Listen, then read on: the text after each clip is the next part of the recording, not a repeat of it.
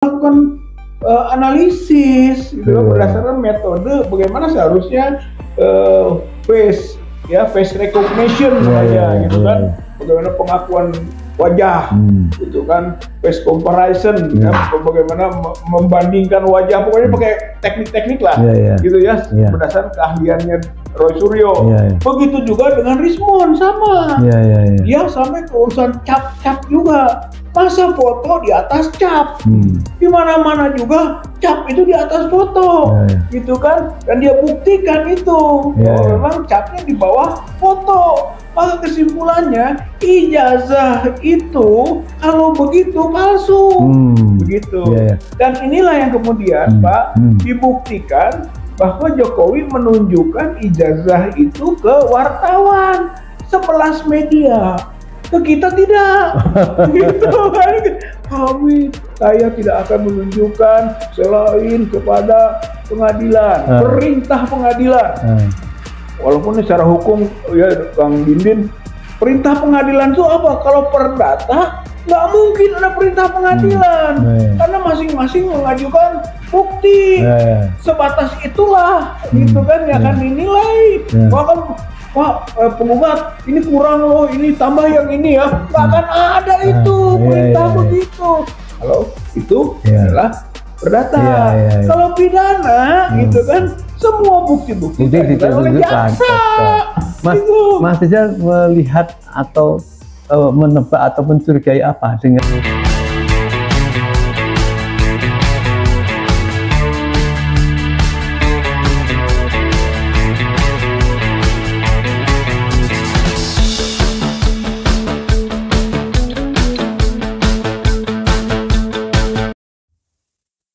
Assalamualaikum warahmatullahi wabarakatuh. Waalaikumsalam. Saudara seperjuangan, sebangsa, dan setanah air. Saya senang sekali bisa mengganggu para tokoh Bandung yang sedang rapat di Bandung dan bertemu dengan para tokoh Bandung. Dan kita lihat ada tokoh dari Petisi 100 ya, Pak Komandan kita, Pak Dindin, dan ada penggagas For Asli, yaitu mengumpulkan penasar-penasar di sekitar Bandung dan sekitarnya yang mereka mempunyai ijazah asli. Tentu apa maksudnya nanti beliau bisa menjelaskan. Dan terpenting kita ada tokoh kita yang sedang fundamental yaitu Bapak Rizal Fadilah. Ya. Beliau tentu sebagai salah satu komandan di TPUA, tim pengacara ulama dan aktivis, yang tentu sangat bahagia karena kemarin sudah bertemu dengan Bapak Jokowi. Saudara, kita tentu sedang terjadi hal yang memilukan. Tahu-tahu dunia intelektual itu dikotori dengan lontaran-lontaran tentang atau keraguan terhadap bagaimana seseorang itu sarjana atau bukan, ijazahnya asli atau bukan, padahal sudah diberikan secara gamblang oleh tokoh-tokoh ya, seperti Rismond Sianipar, kemudian banyaklah tokoh-tokoh yang lainnya. Nah, tentu mungkin saya minta Pak Mas Rizal dulu tentang sudah digembar-gemborkan bahwa mau ada menggeruduk Solo dan Jogja, padahal sebenarnya siapa yang membuat itu? Mau bersilaturahmi untuk memberikan kesempatan, untuk memberikan kemuliaan Bapak Jokowi, supaya tidak dituduh-tuduh oleh masyarakat, dia itu mempunyai ijazah yang katanya palsu, tinggal hanya menunjukkan, dan berharap itu berhasil. Tapi tentu Mas Rizal akan bercerita secara lengkap bagaimana di Jogja dan bagaimana di Solo. Silakan. Ya, Om Lim. Jadi waktu ke Jogja kan tanggal 15 April, Solo tanggal 16 April. Yang 15 April itu dua kelompok gitu dari tahapan waktu. Yang pertama Dr. Rismond, kemudian Dr. Roy Suryo dan Dr. Tifa. Itu sebagai alumni UGM, sekaligus juga punya kapasitas ahli kan di bidang digital forensik atau juga telematika. Gitu. Saya kira mereka masuk awal karena berikutnya TPUA agak terhambat ya, menjadi pertanyaan apakah itu hambatan sengaja dan atau bukan, itu perlu pengusutan sebenarnya, tapi sudahlah itu terjadi. Nah kemudian baru yang kedua, TPUA bertiga, saya mewakili saya, ya, kemudian Pak Damai Hari Lubis dan Ibu Kurnia, gitu kan, itu saat di Solo tuh? Di Jogja. Oh ya, di Jogja itu dua kelompok. Oh iya iya. Kelompok pertama itu dengan rektorat, kelompok kedua dengan dekanat. Sama-sama di Fakultas Kehutanan. Ya, tempatnya sama. Tempatnya ya. Di Fakultas Kehutanan. Ya. Ini yang pertama di ruang 109, kalau yang kedua ini di ruang dekan. Ya. Berbeda tempat aja. Tapi sama. Nah, intinya baik yang satu yang kedua tujuannya adalah ingin mendapatkan informasi tentang dokumen-dokumen kelulusan. Ingin melihat. Karena kita sebelumnya Oblim ini sudah membuat surat dulu ke UGM. Ini loh yang dibutuhkan. Perlu informasi, perlu klarifikasi. Kalau bisa nanti waktunya kita verifikasi. Gitu. Jadi sudah ada, kita ajukan. Jadi maksudnya baik yang pertama maupun yang kedua tadi itu mau mendalami itu. Tapi ternyata baik yang pertama maupun yang kedua datang itu tidak mendapatkan informasi, apalagi klarifikasi, apalagi sampai verifikasi. Jadi tidak dapat apa-apa. Gitu intinya mah dari segi dokumen.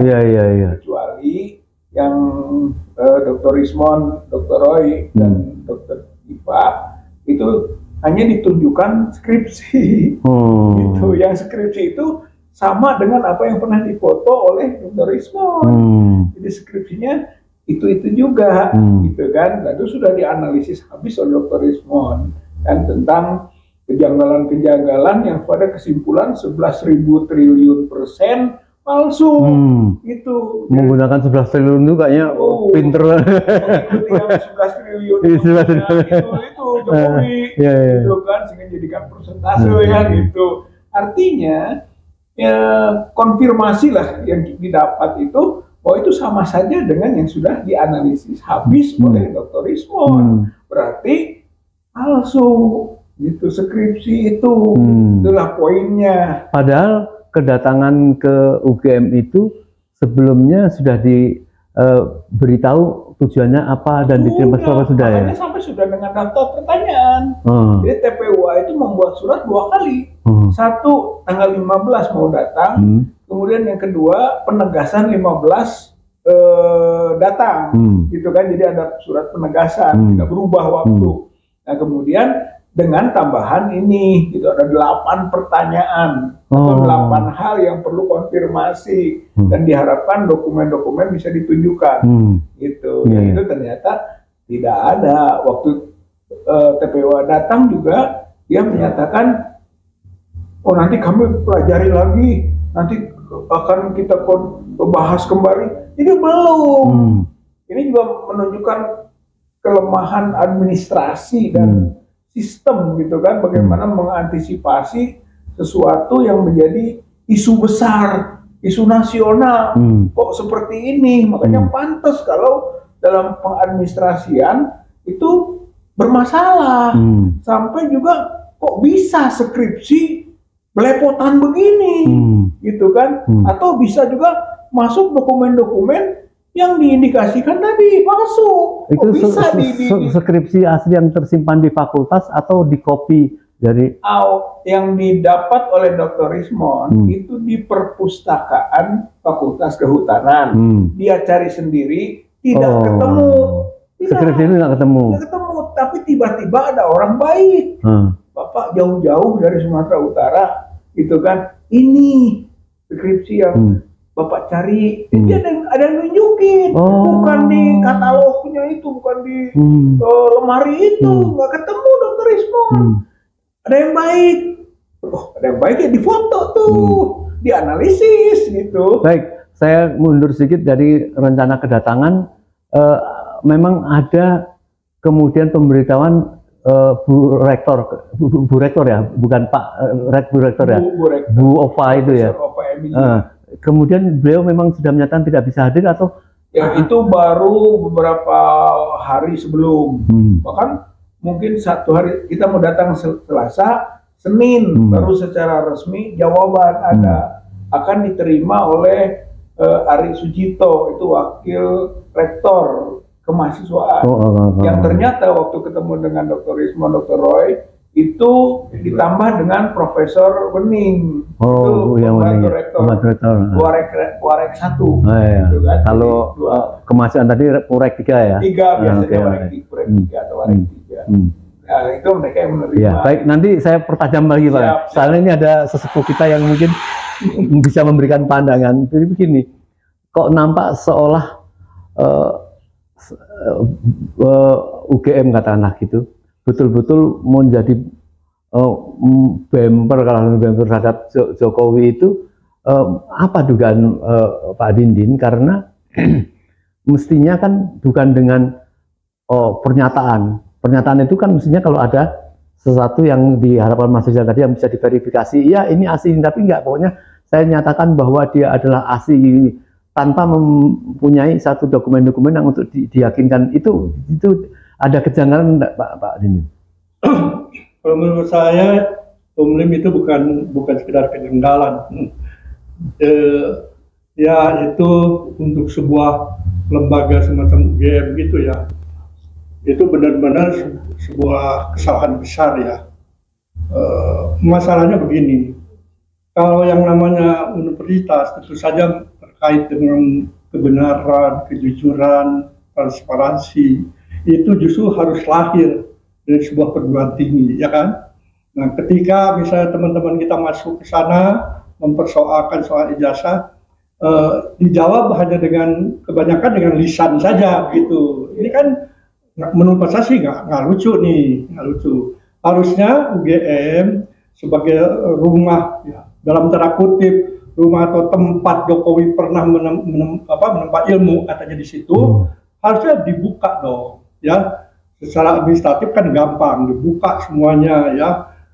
Nah ini pun juga jadi konyol juga, tapi akhirnya ya ketika Pak Roy atau siapa yang minta supaya skripsinya diperlihatkan, ya kan? Iya, ya. Ternyata itu ada salah satu skripsi yang muncul kan, waktu itu sebagai bukti di sana, itu oleh para Pak Roy, Pak Rismon, Dr. Tipan, orang-orang ahli ya di bidangnya ya. Nah, sangat kasat mata, ada sebuah kejanggalan yang menurut saya sih dari aspek hukum ya luar biasa kejanggalannya, ya kan?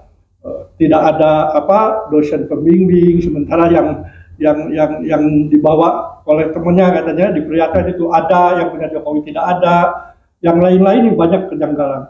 Jadi hanya itu yang bisa ditampilkan. Sebetulnya kalau ditampilkan semuanya memang jangan-jangan memang jadi terbuka. Nah ini menunjukkan bahwa tidak ada niat ya dari lembaga UGM ini untuk membuka secara transparan, membuka secara jujur. Padahal ini ada sebuah lembaga yang memang harus memberi contoh tentang kejujuran, ya, kebenaran, transparansi. Itu contoh justru sebuah universitas besar itu. Itu aja yang saya sayangkan barangkali. Iya, mestinya andai kata langkah-langkahnya semacam tidak fair begitu, para akademisi, para mahasiswa, kalau ini akan merugikan nama UGM, tentunya mereka kan marah pada orang-orang yang nampak seperti melindungi gitu.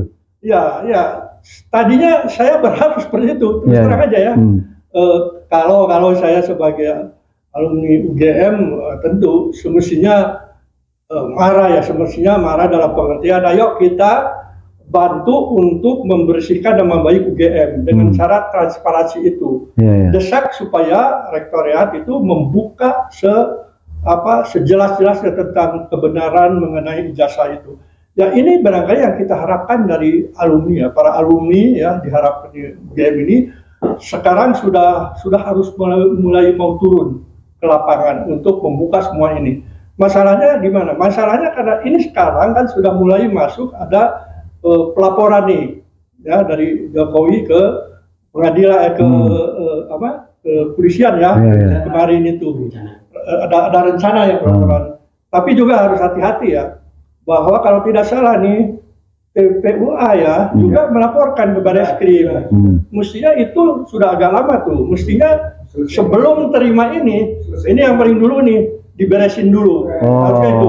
Jadi bukan tidak diterima, tapi ini lebih dulu masuk dengan data-data yang cukup. Menurut saya cukup karena saya dapat informasi langsung bahwa itu beberapa minggu kemudian juga ada tambahan yang terakhir. Dan mereka ini sudah siap dengan saksi ahli segala macam. Mestinya prioritas yaitu yang pelaporan ke Bareskrim itu yang KPK yang harus diproses ya. Bareskrim harus menutup dulu ini. Saya kira itu yang penting. Ya. Nanti mungkin dilanjut yang masalah ini tadi TPU-an tadi. Tapi ini karena ini ada tokoh muda kita. Beliau ini tampak muda, padahal beliau ini temannya Bapak almarhum Dr. Riza Ramli, seangkatannya. Yang jauh-jauh hari sebelum ini meledak itu beliau, saya ingin tanya, pernah mendeklarasikan para tokoh-tokoh Bandung ini yang dari Unpad, dari ITB dan lain sebagainya, yang mereka betul-betul sarjana mempunyai ijazah asli dengan menamakan for asli gitu. Saya nggak tahu apakah ini sebenarnya sudah curiga jauh hari tentang masalah ini atau ada hubungannya atau tidak. Silakan Pak Saril. Ya, kita sebenarnya mengikuti dari awal. Sebelum saya jawab ya, menjelaskan sedikit tentang ijazah palsunya Jokowi. Ini kita mengikuti awal semenjak sidang-sidangnya TPUA ya. Bukan. Sidangnya Bambang Tri ya. Saya juga pernah ke Solo waktu itu. Waktu saksi ahlinya Rocky Gerung.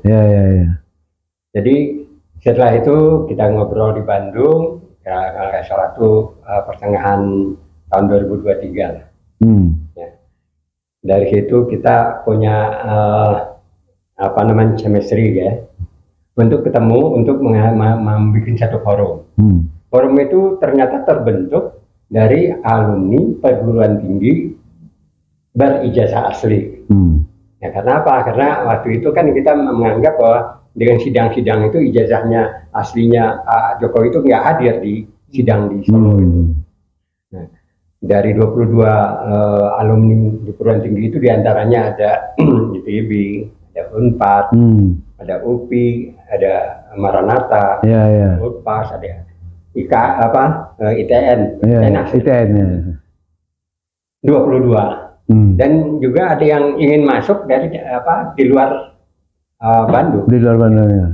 Nah, waktu deklarasi itu kita ingin memperlihatkan bahwa kita semua itu adalah mempunyai ijazah asli. Jadi kalau sekarang ada semacam di sosial media ada semacam memperlihatkan ijazah asli, kita pada waktu Oktober 2023 kita sudah memperlihatkan ijazah asli. Ya, dari semua yang hadir waktu itu. Ya. Nah, di dalam kaitan itu kita juga melakukan kegiatan for asli ini, forum alumni perguruan tinggi berijazah asli, mempelajari juga kegiatan permasalahan-permasalahan tentang Jokowi dan keluarga. Tanggal awal Januari 2 Januari 2024 para asli itu mengajukan gugatan ke Bareskrim, pengaduan mengenai nepotismenya keluarga. Atas nama for asli itu ya? For asli. Iya. Itu kapan Pak? 2 Januari 2024. 2024 ya. Sebelum Pilpres. Iya. Nah, tapi sampai sekarang belum ada dilanjutkan. Iya. Kita ada pasal-pasalnya dan itu juga yang mengajukan lapor asli dengan ada guru-guru besarnya, ada doktornya gitu. Dengan tanda tangan basah sebanyak 40 orang kalau gitu. Dan PH-nya itu 20 PH pembela hukumnya. Iya. Nah, tapi sampai dengan saat sekarang tidak pernah dikutik-kutik oleh Bareskrim. Iya. Nah, lalu kita juga mengikuti perkembangan selanjutnya. Dan saya kebetulan berangkat juga ke Jogja, berangkat juga ke Solo. Nah, waktu di Solo, saya di depan pintu sebenarnya dari ruang 109, pertemuannya antara Dr. Roy Suryo, Dr. Tifa dan Dr. Rismond, dan 16 dari UGM. Waktu itu saya dimintakan oleh teman-teman di Jogja untuk ikut masuk bersama-sama dengan Kiai Haji Sukri Fadoli. Karena apa? Karena pagi subuhnya kita ada kontak-kontak dengan teman-teman TPUA di jalan, bahwa mereka ada masalah. Jadi waktu itu kita negosiasi di depan pintu. Nah, akhirnya saya juga telepon Pak Rizal. Pak Rizal, kita mau wakili sementara. Kalau nanti Pak Rizal datang, kita keluar kayak gitu. Nah, yang jaganya kan pakai batik, sama semua dengan yang di dalam 16 orang itu juga pakai batik. Dosen lah gitu. Ada 2 orang. Waduh Pak, lapor dulu ke dalam gitu ya. Ya kita tunggulah, saya sama Ustadz Padoli kan, Sugri Padoli. Nah udah itu kira-kira beberapa menit kemudian dia keluar, Pak harus nama yang terdaftar. Oh gitu, sebilang ya udahlah, dari putusannya kan. Tapi setelah saya ngomong begitu, ada satu yang datang langsung bisa masuk, ya kan? Siapa protes kan, loh kok bisa masuk? Siapa itu? Maaf Pak, itu dari Polda gitu. Nggak tahu kepentingan apa Polda di situ kan? Nah, jadi memang dalam situasi seperti itu ada hal-hal yang janggal yang dilakukan oleh satu institusi intelektual. Kenapa saya katakan begitu? Di samping yang penerimaannya seperti itu, yang kedua adalah apa yang disampaikan oleh jumpa persnya mereka, dan juga ada jubirnya UGM kan. Jubirnya UGM ini menyatakan bahwa mereka menerima perwakilan dari TPUA ada 3 orang, dan mereka juga menyampaikan 34 bukti itu. 34 dokumen ya. Bukti. Ya. Dan ya dijelaskanlah bahwa mereka juga sudah menerima segala macam lah. Nah, tentunya ini juga bermasalah kan. Nah, waktu itu ketemulah Dr. Roy, ini sorenya, saya hadir juga di situ, yang kebetulan dikelola oleh Sentana TV. Sentana. Saya dengar apa yang terjadi di dalam. Tidak ada bukti yang dikeluarkan. Bahkan untuk skripsi pun mereka bujuk untuk dikeluarkan. Bahkan mau tegang-tegang, mau WO tadinya kan. Pak Safril, Pak Rizal termasuk ikut di dalam nanti jam 11 karena udah telat datang. Jaya dulu nih. Ya. Artinya saya berkesimpulan dengan apa yang dilakukan jumpa persnya dan juga jubirnya UGM. Jadi UGM ini saya akan menutup matahari dengan telapak tangan gitu. Kan nggak mungkin ya. Matahari tutup telapak tangan. Ya. Lalu ada banyak celah-celah yang sebenarnya lalu sudah jelas seperti itu terjadi, dan ada lagi rekaman. Kan ada rekaman. Rekaman itu akan dikirim ke mereka, ke yang bertiga ini. Sampai dengan sekarang, tadi malam juga saya dengar di News TV kan, tidak ada UGM mengirim itu. Artinya kan institusi intelektual ini udah punya kebohongan. Dan itu sama juga dengan menegakkan benang basah. Ya kalau menegakkan benang basah kan nggak bisa. Jadi ini memalukan. Pak Safril, kemudian ada Pak Dindin juga.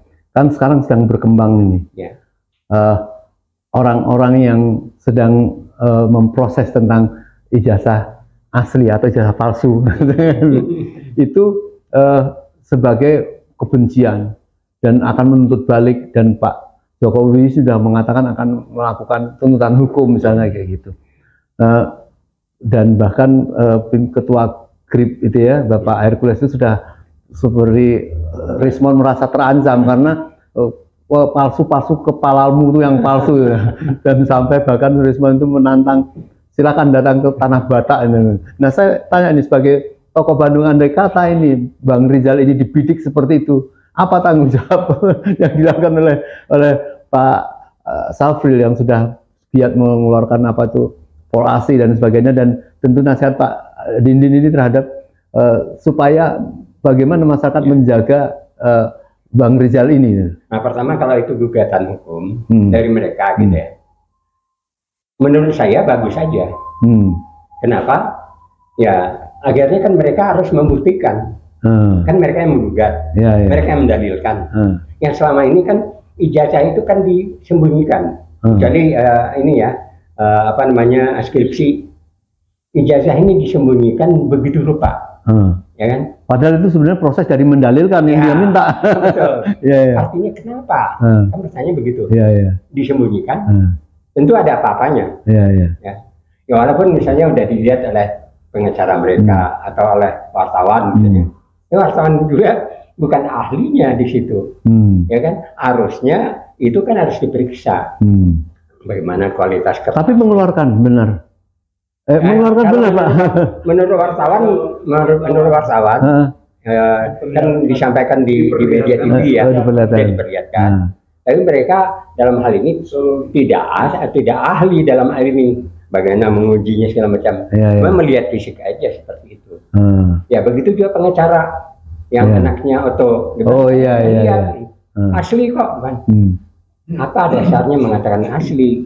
Ya, sementara sudah ada kajian secara saintifik dikaji oleh Dr. Rismond, karena dia adalah ahli di digital forensik, diakui. Karena dia juga ahli di dalam hal pengadilan-pengadilan, termasuk pengadilan yang kasus apa? Di Cirebon. Bukan. Cyanida. Oh ya. Jessica. Nah, itu Dr. Rismond. Artinya dia punya keahlian. Dia berpendidikan S2, S3. Dan dia mempunyai alat untuk itu. Nah, harusnya saat pertemuan di UGM itu, UGM juga menampilkan ahli di situ, ya kan? Beradu di situ. Dia bisa membantah. Oh, saya meneliti ini pakai Time News Roman itu tahun 85 udah ada kok. Kan bisa begitu kan? Kan itu yang dimasalahkan oleh Dr. Rismond. Tapi tidak. Cuman dengan bluffing, dengan cuman omong-omong di media, ya kan? Dan menghadapinya para ahli juga begitu. Tidak ada yang namanya intelektual di UGM itu yang banyak, ya kan? Ini kampus besar kok, dan udah tua sekali. Justru dengan menutup matahari dengan telapak tangan, yang cara menegakkan benang basah oleh rektor, oleh dekan, oleh dosen-dosen yang ketemu itu sama aja menghina ya intelektual daripada alumni ratusan ribu alumni. Kita doakan secara itu harusnya terhina banget. Ya, doakan secara internal UGM tentu akan melakukan evaluasi ini ya. Nah, dalam hal ini para asli dalam forum alumni berjaya asli perguruan tinggi berjaya asli ini, ia menganggap ini benar-benar intelektual yang dijual, ya kan? Ya kasihan kita Indonesia ini. Jadi kalau ada yang menyatakan Jokowi kan sudah masa lalu, kenapa harus diungkit-ungkit? Ini kan martabat bangsa, dia presiden kok. Kalau tadi dinyatakan oleh ini penghinaan ya terhadap perorangan, bagaimana dengan Pak Rizal Fadilah, gitu kan? Atau kita akan melakukan yang namanya sudah intelektual, harus dibuktikan juga sidangnya intelektual, gitu. Kalau tidak ya kita akan banjiri semua itu sidang itu. Kita akan menyerahkan diri untuk ditahan bersama-sama. Mungkin para asli akan mengerahkan semua. Nah itu kan supaya ada proses yang memang standar untuk pemeriksaan secara intelektual itu, tesis, kayak skripsi, kayak tanda tangan, kayak gitu kan. Apalagi sangat yang belum dituntut, belum kemuka itu yang dituntut oleh masyarakat itu misalnya tentang apakah dia betul-betul kena KKN di desa mana, kapan, kemudian itu kan bisa menjadi tidak mudah membohongi satu desa pada tahun berapa ini ada yang KKN, kan desa itu punya dokumennya, bener nggak ada ini kan, itu tidak berani mengkerucut ke sana kayaknya. Dan anehnya UGM juga menutup diri bahwa dia akan mengungkapkan di pengadilan gitu. Kan aneh. Ini lembaga resmi, ya kan, milik negara, dibiayai oleh APBN, berarti kepunyaan rakyat. Ketika apa namanya ada informasi tentang ini, dia harus buka seluas-luasnya, nggak bisa menutup. Ya, baik Pak Safri. Ya. Insya Allah kita bukan dalam tahap menghakimi ya, kan ini kan merasa kita mestinya seperti itu. Ya. Mungkin Pak Dindin apa yang ingin disampaikan? Saya sebetulnya ini kan semua orang sudah mengatakan bahwa ini sederhana, ya. Ini soal tuduhan jasa palsu. Ya, siapapun yang dituduh, yang memiliki atau memegang jasa yang dituduh palsu itu ya gampang lah. Kalaupun setingkat presiden ya pakailah seknek atau siapa suruhlah buka itu wawancara dengan pers macam. Tapi ya jangan seperti kemarin dibuka begitu dilihat kejauhan, dipotong juga nggak boleh. Maksudnya harus diteliti, dibuka kan di ini ya. Ya tidak perlu Jokowi langsung waktu itu. Ya, sekarang juga ini tadi kita dengar bahwa Jokowi akan melaporkan kan. Prinsipnya memang mestinya pelaporan pertama itu yang akan didahulukan gitu ya. Tapi kalaupun ini mau didahulukan, saya pikir nggak apa, bagus aja gitu. Karena dia sekarang yang melaporkan, maka sebagai pelapor ya dia berkewajiban, ya dia punya kewajiban utama untuk membuktikan. Nah ketika bicara pembuktian, ini nggak bisa pembuktian cuma sekedar diperlihatkan depan sidang, masing-masing ngelihat, nggak bisa begitu. Namanya sebuah surat-surat berharga, ya surat-surat yang penting seperti ya sama aja seperti sertifikat, ya kan? Ada kasus seperti sertifikat palsu kan, sama itu kan harus diteliti, bahkan itu bisa sampai ke legrim segala macam, ya. Nah itu nanti mau tidak mau dia tidak bisa berdalih dengan hanya omong-omong, nggak bisa.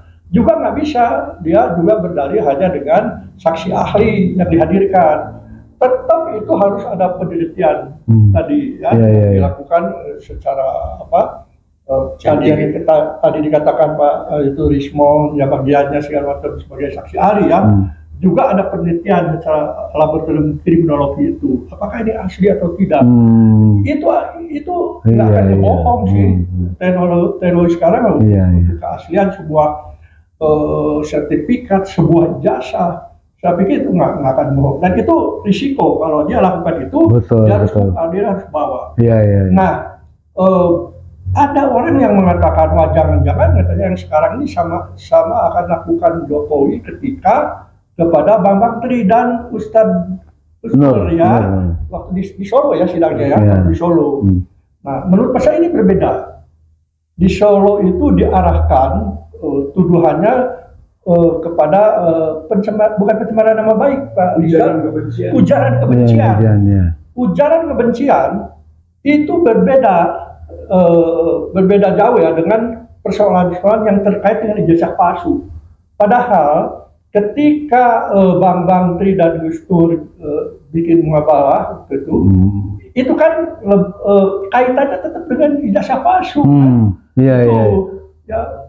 Kok ini kaitannya jadi pada proses ini dianggap ujaran kebencian ya, karena dianggap mungkin ya saya juga nggak tahu, dianggap bahwa ini menghina dari akidah Islam.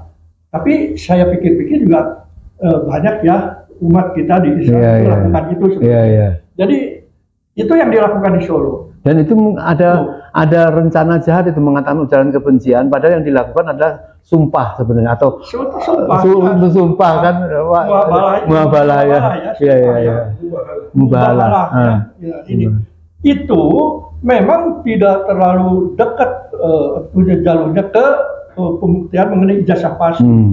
Tapi kalau yang sekarang ketika dia lapor ya lalu menyatakan bahwa yang sekarang ini kira-kira penghinaan atau apa sih yang terakhir pencemaran nama baik. Ya.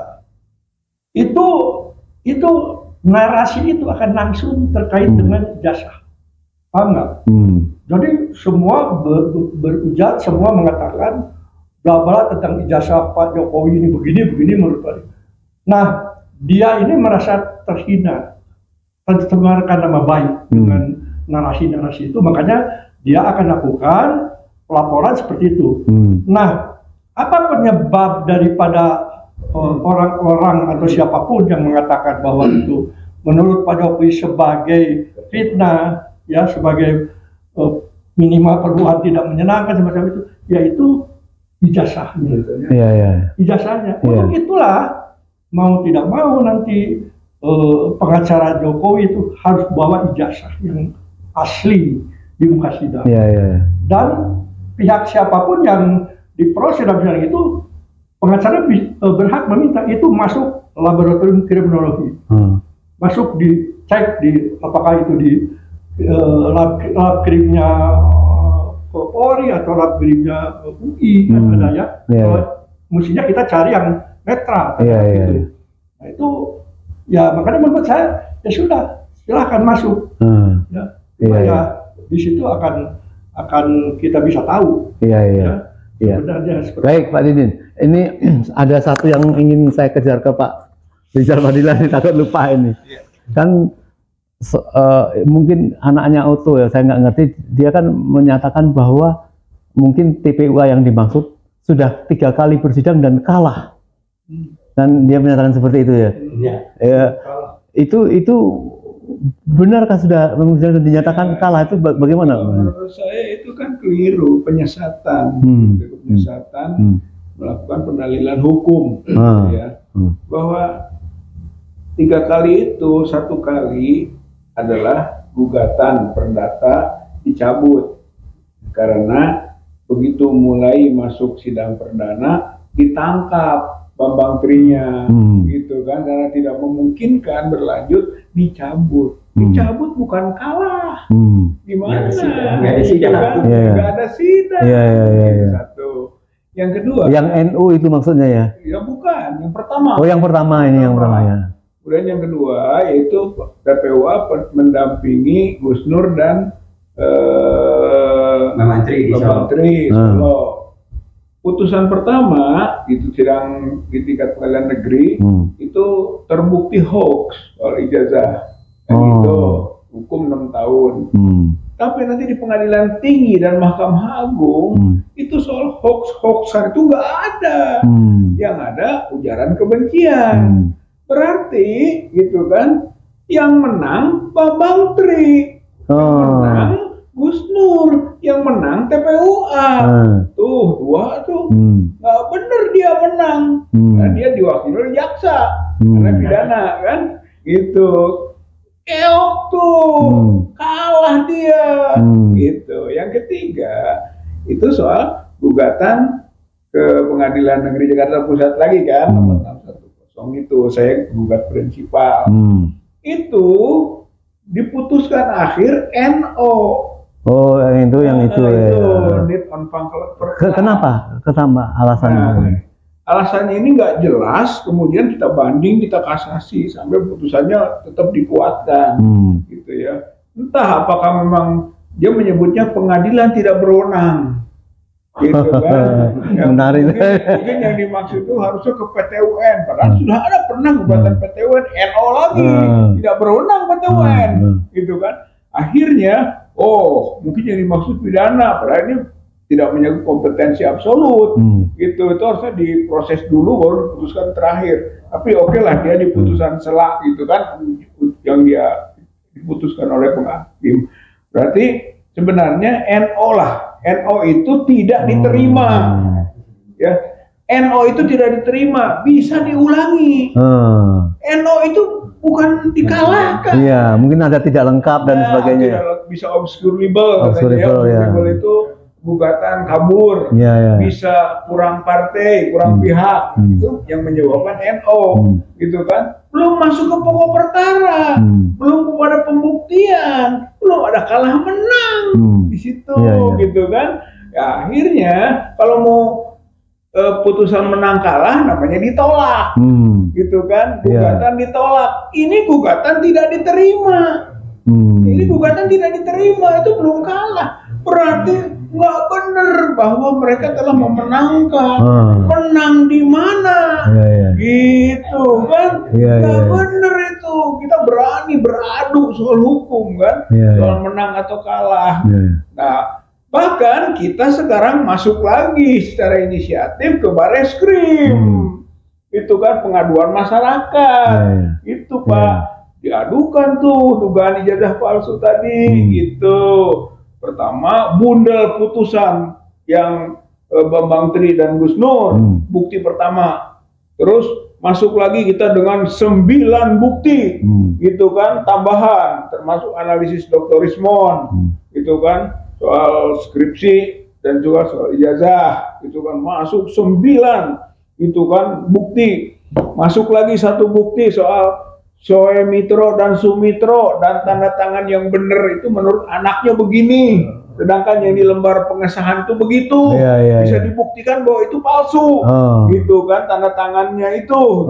Anaknya sendiri meragukan itu. Anaknya sendiri, anaknya Profesor Ahmad Sumitro, bukan Soe Mitro, kan gitu, meragukan, berarti palsu tuh, gitu kan, nama ayahnya dipalsukan, tanda tangan ayahnya dipalsukan, gitu kan. Itu masuk sebagai bukti hukum, kita TPUA masukkan. Yang terakhir kemarin kita masukkan 4, gitu kan, yaitu analisis Dr. Roy Suryo soal foto, itu bukan foto Jokowi, gitu, itu foto Hadi Mulyono,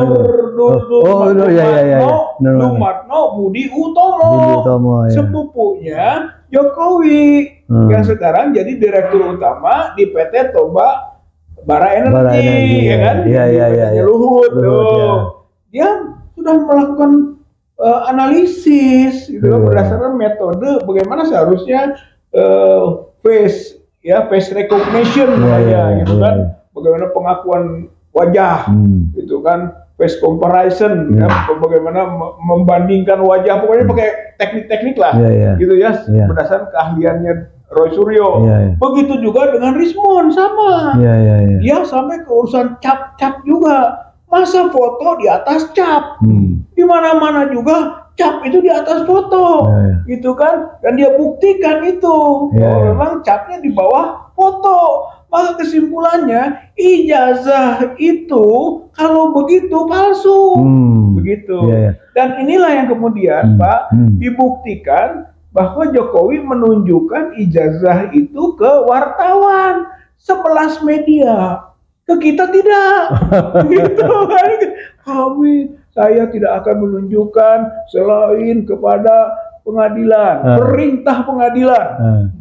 Walaupun secara hukum ya Kang Dindin, perintah pengadilan itu apa? Kalau perdata nggak mungkin ada perintah pengadilan, karena masing-masing mengajukan bukti, sebatas itulah, gitu kan, ya kan dinilai. Bahkan Pak penggugat ini kurang loh, ini tambah yang ini ya, nggak akan ada itu perintah begitu. Kalau itu adalah perdata. Kalau pidana, gitu kan, semua bukti-bukti ditunjukkan oleh jaksa. Mas Rizal melihat atau menebak atau mencurigai apa dengan UGM secara resmi menyatakan bahwa itu adalah betul-betul asli? Apakah kemudian semua rakyat atau pemerintah berharap bahwa percaya kami ini kan lembaga resmi yang mengatakan itu? UGM tidak berani mengatakan ijazah itu asli. Bahkan dia mengatakan tidak ada ijazah di kami. UGM nih, karena ijazah itu adanya di pemilik. Gitu. Berarti UGM berlepas tangan soal ijazah. Masya Allah. Kan gitu, ya kan? Yang kita butuhkan dari UGM itu adalah dokumen-dokumen pendukung sampai lulus dan mengeluarkan ijazah, gitu kan? Jadi mengeluarkan ijazah itu ada pendukung-pendukungnya, walaupun pendukung-pendukungnya itu dikoreksi sama Rismon dan sebagainya. Pendukung-pendukungnya dikoreksi, gitu kan? Sampai kepada skripsi. Pendukung utama keluarnya ijazah adalah skripsi. Skripsinya palsu, kata Rismon, kata Roy Suryo, berdasarkan analisis saintifik, kan gitu. Lembar pengesahannya itu apa, Times New Roman, Windows gitu kan, operatingnya itu 92 keluarnya, sementara lulusnya Jokowi 85. Pokoknya banyak itu salah tuh berbagai analisis, sehingga skripsi palsu. Kalau skripsinya palsu, tidak mungkin ada ijazah asli. Gitu. Ya sampailah pada kesimpulan tadi, UGM tidak punya ijazah asli, adanya di Jokowi. Maka relevan kalau kita datang ke Solo, langsung ketemu Jokowi kan gitu. Langsung 2 poin kita sampaikan sebagai Muslim ya silaturahmi.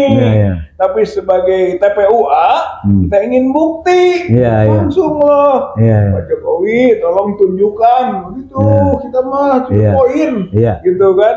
Yang dinyatakan tidak bisa kami tunjukkan, saya tunjukkan kecuali perintah pengadilan. Jadi yang perintah pengadilan tadi juga harus clear kan.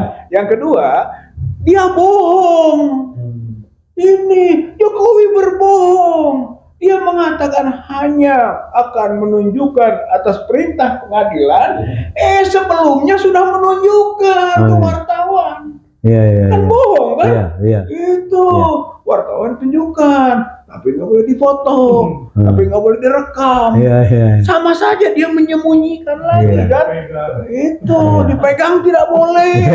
Itu kan? Baik Pak Rizal. Jadi saya meyakinkan bahwa rakyat mendukung ya terhadap perjuangan yang Allah katakan al-haqqu min rabbika wala takum minal mumtarin. Ya, kebenaran itu adalah hak datang dari Allah dan jangan ada keraguan sedikit pun. Jadi kebenaran saintifik, kebenaran apa ini kan sangat dijunjung tinggi dalam Islam ya. Dan saya kira mungkin terakhir pada Pak Dindin ini. Ini sedikit tadi. Oh, silakan. Ya. Kesimpulannya gitu kan melalui UGM bahwa skripsi palsu karena UGM mengeluarkan skripsi yang sama dengan yang telah dianalisis oleh Dr. Rismond, gitu kan, maka skripsi palsu. Kita ke Solo, gitu kan, dengan ditunjukkannya ke wartawan dan wartawan menanyakan soal kacamata pecah, minus segala macam jawabannya. Itu menunjukkan ijazah itu yang seperti yang beredar kita lihat semua, gitu kan, yang termasuk dari kader PSI. Berarti yang fotonya foto Jokowi berkacamata, yang sudah dianalisis oleh Dr. Rismond itu tadi soal cap dan oleh Dr. Suryo, soal itu bukan Jokowi. Kemungkinan berarti, fotonya diambil. Fotonya foto orang lain. Maka kita bisa simpulkan ini. Kalau di 15 itu skripsinya yang palsu, di 16 ijazahnya yang palsu. Itu keyakinan.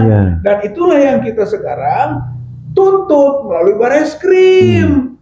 Ayo periksa atuh, gitu kan. Panggil kalau perlu BAP dulu kita, gitu yang mengadukan kan, misalnya 4 orang, gitu kan. Terus tambah lagi pihak rektorat, gitu kan, yang rektornya, wakil rektornya yang pernah ketemu, yang telah menyampaikan informasi tadi, gitu kan, panggil tuh periksa Jokowi, periksa dekan, periksa 11 wartawan, karena dia itu telah melihat yang asli katanya Jokowi kan, maka diperiksa sebagai saksi sekarang dia harus.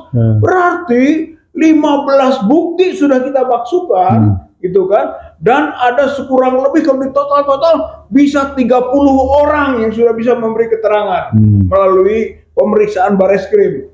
Ini didahulukan sampai kesimpulan nanti ijazah itu asli atau tidak. Baru dia mau lapor, gitu kan, baru pencemaran, mau penistaan, mau hoax, mau apapun deliknya, semua akan berujung kepada skripsi dan ijazah. Gitu. Itu dulu buktikan dulu, gitu. Jadi apa yang sudah diadukan ke Bareskrim, selesaikan dulu itu. Baru tindakan hukum atau laporan ataupun apapun namanya yang lakukan. Baik, saudara intelektual yang kami cintai, coba kita bisa lihat dari apa yang diungkapkan beliau tadi. Apakah ada rasa kebencian beliau terhadap Pak Jokowi ataukah ingin menegakkan yang kebenaran secara fundamental ya. Terakhir Pak Dindin, kan banyak yang mengatakan ngapa sih orang-orang ini? Toh dia sudah tidak jadi wakil, sudah tidak jadi presiden, masih mau ngutak-ngatik itu, apa sih gunanya? Kalau Pak Dindin melihat seperti apa terakhir Pak Dindin? Justru karena ini adalah mantan presiden dia. Kalau orang biasa-biasa mungkin ngapain sih orang ini? Ya, jadi ini yang menggugat, istilah dalam tanda kutip ini yang merecoki soal dugaan jasa palsunya Jokowi ini punya tanggung jawab ya terhadap negara dan bangsa ini. Persoalannya ini kan dugaannya dipakai dalam kaitan dengan jabatan dan jabatan tertinggi sebagai presiden ya. Itu masalahnya. Jangan kayak ini kalau dibiarkan begitu saja, jangan sampai terjadi di kemudian hari juga orang rame-rame juga. Presiden aja berani misalnya melakukan kebohongan dengan ijazah palsu. Yang lain-lain juga bisa, pejabat lain segala macam. Padahal itu bukan sekedar persyaratan, ya kan? Itu menunjukkan juga ijazah itu kualitas. Kualitas dari seseorang untuk memimpin ini perlu. Makanya minimalnya di situ ada ijazah SMA. Yang sekarang juga ijazah SMA juga dipersoalkan kan sekarang lagi proses dibuka. Jadi menurut saya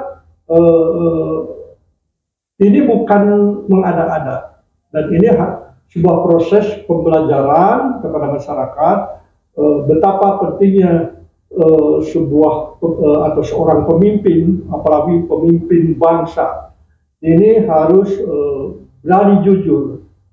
Berani dari sejak awal harus punya integriti ya, betul ya. Artinya kalau ini ternyata memang ini palsu, wah ini celaka lah ya. Apa kata dunia gitu ya, bangsa Indonesia ini misalnya punya presiden yang punya ijazah palsu kan, ini masalah yang nggak sepele menurut saya ya. Baik, mungkin pendek aja Pak Safril, apa yang cuman mengimbau kepada kan sama-sama forum perguruan tinggi beridentitas ya mengimbau kepada rekan-rekan yang ada di UGM gitu, sayangilah universitas Anda gitu. Segera melakukan aksi, apakah itu memperlihatkan ijazahnya termasuk angkatan dengan Jokowi-nya.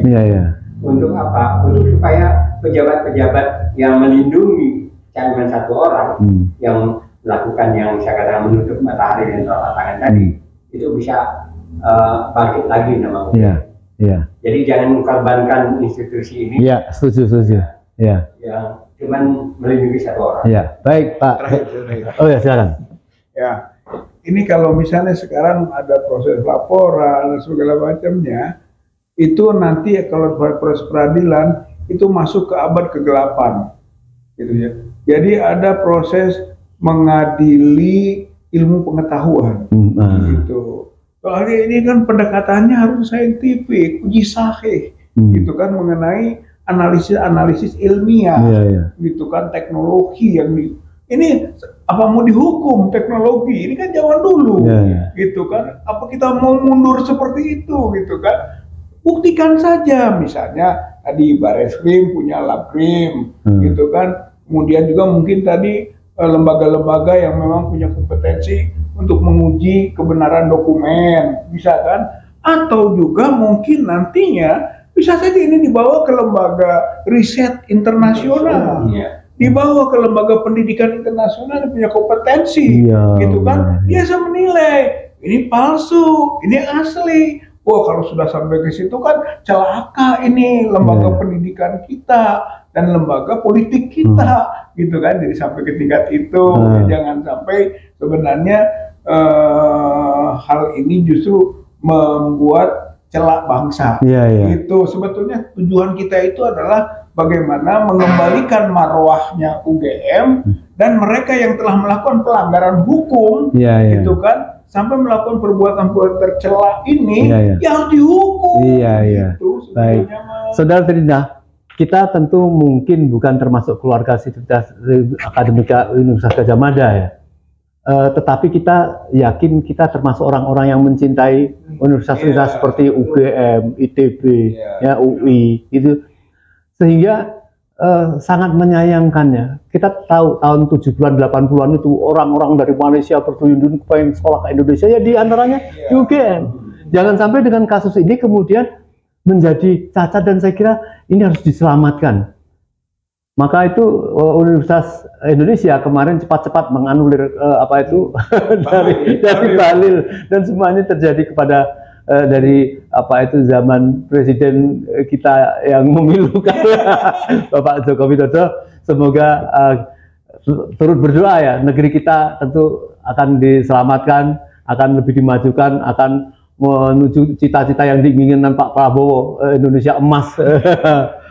Saya kira mungkin itu yang bisa kita simak pada malam sore hari ini. Billahi taufik walhidayah. Assalamualaikum warahmatullahi wabarakatuh. Terima kasih Pak Dindin.